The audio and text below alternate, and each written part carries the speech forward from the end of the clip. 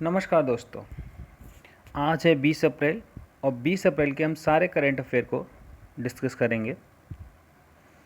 ये जो current affair है हमारे state PCS, BEO, bank, SSC, railway, all one day exams के लिए महत्वपूर्ण है।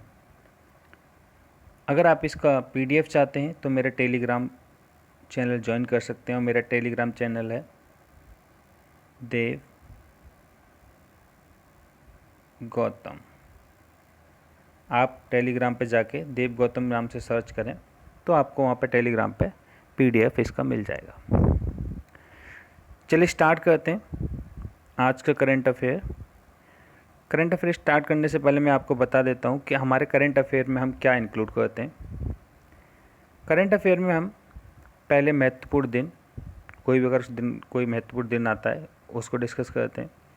अंतर्राष्ट्रीय खबरें, राष्ट्रीय न्यूज़, अंतर्राष्ट्रीय खबरें, व्यक्ति विशेष से रिलेटेड अगर कोई एवर्च्यू, कोई निधन होता है या कोई अपॉइंटमेंट होता है इस टाइप से, खेल की कोई भी खबर हो तो, राज्य विशेष, साइंस से रिलेटेड कोई न्यूज़ और कुछ स्टैटिक फैक्ट यूज करते हैं जो इन सारी न्यूज़ में ऊपर डिस्कस हुए हों। उन स्टैटिक फैक्ट्स को नीचे हम डिस्कस करते हैं।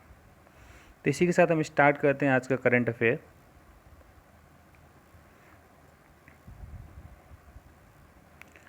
और पहले हम स्टार्ट करेंगे महत्वपूर्ण डे से। महत्वपूर्ण डे वर्ष 2020 के लिए विश्व कला दिवस।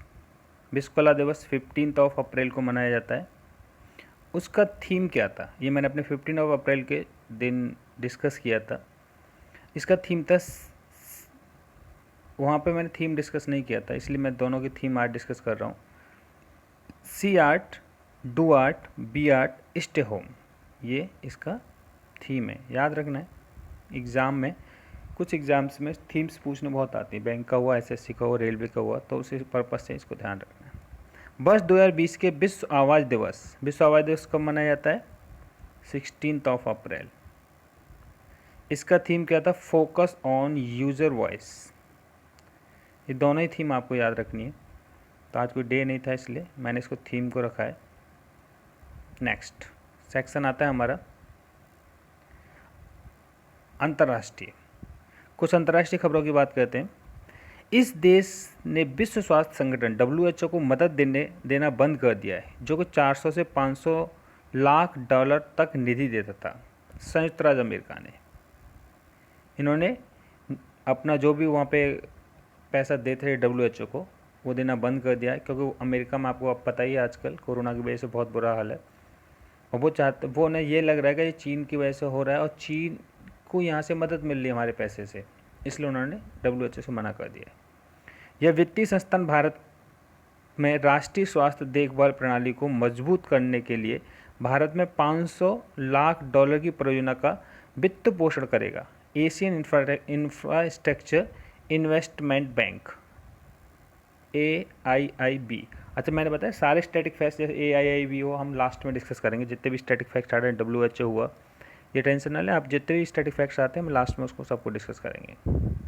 ओके, नेक्स्ट राष्ट्रीय खबरें। कुछ दो ही अंतर्राष्ट्रीय खबरें थी। भारत में अद्वितीय अमूर्त सांस्कृतिक विरासत ICH परंपराओं का भंडार है, जिसमें से इतने को यूनेस्को द्वारा मानवता के अमूर्त सांस्कृतिक विरासत के रूप में मान्यता दी है। अमूर्त सांस्कृतिक विरासत के रूप में कितनी विरासत मतलब जगहों को मान्यता दी है? 13। किस संगठन ने कोरोना विषाणु बीमारी का मुकाबला करने के उनके प्रयासों पर तकनीकी संस्थान को उत्कृष्ट संस्थान विश्वकर्मा अवार्ड? इम्पोर्टेंट है, याद रखना। कोरोना से रिलेटेड तो जो भी नीचे एक जगह लिखते जाइए सारी। USVA उत्कृष्ट संस्थान विश्वकर्मा अवार्ड 2020 देने का निर्णय लिया अखिल भारतीय तकनीकी शिक्षा परिषद AICTE, इसको मिलने वाला है। केरल स्थित मीडिया एवं प्रकाशन समूह, जिसमें भारतीय साहित्य का सम्मान करने के लिए 5 लाख रुपए के साथ नए बुक ऑफ द ईयर पुरस्कार की घोषणा की है। किसने किया? मातृभूमि। तो केरल में स्थित मीडिया एवं प्रकाशन समूह, जिसने भारतीय साहित्य का सम्मान करने के लिए 5 लाख रुपए के साथ नए बुक ऑफ द ईयर पुरस्कार की घोषणा की है। कौन से पुरस्कार की घोषणा की है? मातृभूमि। इसमें कितना मिलेगा हमारा? 5 लाख रुपए मिलेंगे। बुक ऑफ द ईयर चुना जाया करेगा इसमें। नेक्स्ट, ये हो गई हमारी राष्ट्रीय खबरें। अब बात करते हैं कुछ और व्यक्ति विशेष से रिलेटेड। ब्रिटेन की रॉयल सोसाइटी के भारतीय मूल वाले अध्यक्ष, जो कोरोना के प्रसार को धीमा करने के साथ साथ महामारी पर दीर्घकालिक समाधान खोजने के लिए एक नए वैज्ञानिक पहल के हिस्से के रूप में चुने गए हैं, उच्च स्तरीय विशेषज्ञों की एक समिति की अध्यक्षता कर रहे हैं। कौन है? हमारे प्राध्यापक वेंकी रामकृष्णन। तो ध्यान रखें इनका नाम। ये हमारे ब्रिटेन में रॉयल सोसाइटी में अध्यक्ष चुने गए, जो कोरोना के धीमा करने के लिए, महामारी को दीर्घकालिक समाधान खोजने के लिए वहाँ उसके एक कमेटी गठित की गई समिति, और उसके अध्यक्षता भी, उसके अध्यक्ष कौन बनाए गए? हमारे प्राध्यापक वेंकी रामकृष्णन। नेक्स्ट देखते हैं खेल से रिलेटेड कुछ खबरें हैं। खेल मंत्रालय के निर्देश पर अखिल भारतीय टेनिस संघ AITA, all India tennis association, ने इस मानक पदों को रद्द करने का निर्णय लिया है। तो कुछ इन्होंने AITA ने कुछ वहाँ पे पोजीशंस होती हैं, पद होते हैं, उन्हें रद्द कर दिया। एक तो live president, live vice president और लाइव काउंसलर। ये लाइव प्रेसिडेंट, वाइस प्रेसिडेंट और काउंसलर तीनों को ख़त्म करने का निर्णय लिया है। नेक्स्ट, इस संस्थान ने सार्वजनिक स्थानों पर मास्क पहनने को बढ़ावा देने और कोविड-19 महामारी के युद्ध में मदद करने के लिए टीम मास्क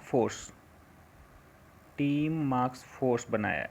भारतीय क्रिकेट नियंत्रण मंडल BCCI ने टीम मास्क फोर्स बनाया कि वहाँ पे मास्क पहनना कंपलसरी होगा, और देखेंगे, ये चेक करेंगे कहाँ कहाँ लोग कैसे घूम रहे हैं। कुछ राज्य से रिलेटेड न्यूज़ हैं। इस राज्य सरकार ने राज्य में 35 लाख से अधिक अनधिकृत भवनों को नियमित करने की योजना के साथ अक्रमा सक्रमा योजना शुरू की है। नाम याद रखना है बस। देखो, जितने भी स्टेट की, अगर आप कर्नाटक का एग्ज़ाम दे रहे हो तो इसके बारे में डिटेल पढ़ना ज़रूरी है। अगर वहाँ का एग्ज़ाम नहीं दे रहे, अगर आप कोई सेंट्रल लेवल का एग्ज़ाम दे रहे हो या कोई अदर स्टेट का एग्ज़ाम दे रहे हो, तो केवल आपको उससे रिलेटेड केवल आपको नाम काफ़ी रहता है कि कौन सी योजना कहाँ पर शुरू की। तो अक्रमा सक्रमा योजना कहाँ शुरू की है? हमारी कर्नाटक में। नेक्स्ट, इस राज्य के मुख्यमंत्री नवीन पटनायक कहाँ के मुख्यमंत्री? उड़ीसा। आंसर भी उड़ीसा मिल गया। प्रभावित लगभग 4.5 लाख शहरी गरीबी प्रमाणों को आजीविका सहायता प्रदान करने के लिए 100 करोड़, बस मैंने इसे ध्यान रखना है कि 100 करोड़ रुपए की निधि की घोषणा किसने की है? हमारे उड़ीसा राज्य के मुख्यमंत्री नवीन पटनायक जी ने। नेक्स्ट, कुछ विज्ञान से रिलेटेड न्यूज़ हैं। इस संस्थान ने एक सॉलिड स्टेट सेंसर विकसित किया है जो पानी में भारी धातु के कणों का पता लगा सकता है। किस संस्थान ने किया है? Centre for nano and soft matter sciences, CENS, Bangalore, Karnataka. Next, 18 अप्रैल 2020 को नासा ने घोषणा की है कि वो 27 मई